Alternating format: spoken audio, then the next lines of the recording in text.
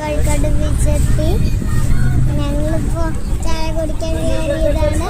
ഇനി കുളിച്ചിട്ട് ചായ കുടിച്ചിട്ട് വേറെ പിന്നെ കാണാം. എവിടെ ബീച്ച് ഉണ്ണിയേ? കോഴിക്കോട് ബീച്ച് എല്ലാവരും കണ്ടോളൂ.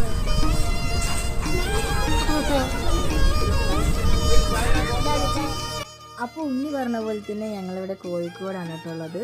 ഒരു 3 മണിയൊക്കെ ആയപ്പോഴേക്കും ഞങ്ങൾ എത്തിയിട്ടുണ്ടായിരുന്നു.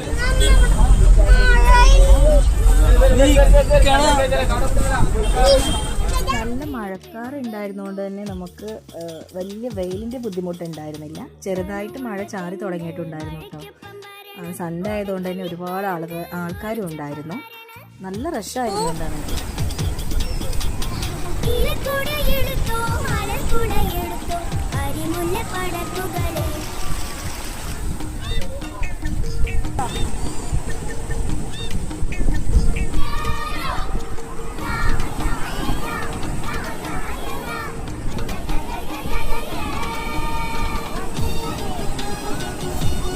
ഞങ്ങൾ ബീച്ചിൻ്റെ കുറേ ഇങ്ങേ സൈഡിലേക്കാണ് ഇപ്പോൾ ഇപ്രാവശ്യം ഇറങ്ങിയിട്ടുണ്ടായിരുന്നത്. അവിടെ ഇപ്പോൾ ഒരു സ്റ്റേജും കാര്യങ്ങളൊക്കെ വരുന്നുണ്ട്. അതിൻ്റെ പണിയും കാര്യങ്ങളും നടന്നുകൊണ്ടിരിക്കുകയായിരുന്നു. നമുക്ക് ഉച്ചനേരം ആയതുകൊണ്ട് തന്നെ നല്ല നല്ല തിരമാലകളും കാര്യങ്ങളൊക്കെ ഉണ്ടായിരുന്നു കേട്ടോ. അപ്പോൾ അവരുടെ ഡ്രസ്സൊക്കെ മാറ്റി ഞങ്ങൾ വെള്ളത്തിലേക്കൊക്കെ ഇറക്കിയപ്പോൾ എന്താണെങ്കിലും ബീച്ചിലേക്ക് വരുന്നതുകൊണ്ട് തന്നെ വെള്ളത്തിൽ ഇറങ്ങണം എന്നുള്ള പ്ലാൻ ഉണ്ടായിരുന്നു. അപ്പോൾ അവനും അത് ഇഷ്ടമാണ്. അപ്പോൾ അവന് എക്സ്ട്രാ ഒരു പെയർ ഡ്രസ്സും കാര്യങ്ങളൊക്കെ നമ്മൾ കയ്യിൽ വെച്ചിട്ടുണ്ടായിരുന്നു. ഞാൻ കുറച്ച് നേരം നിന്നു.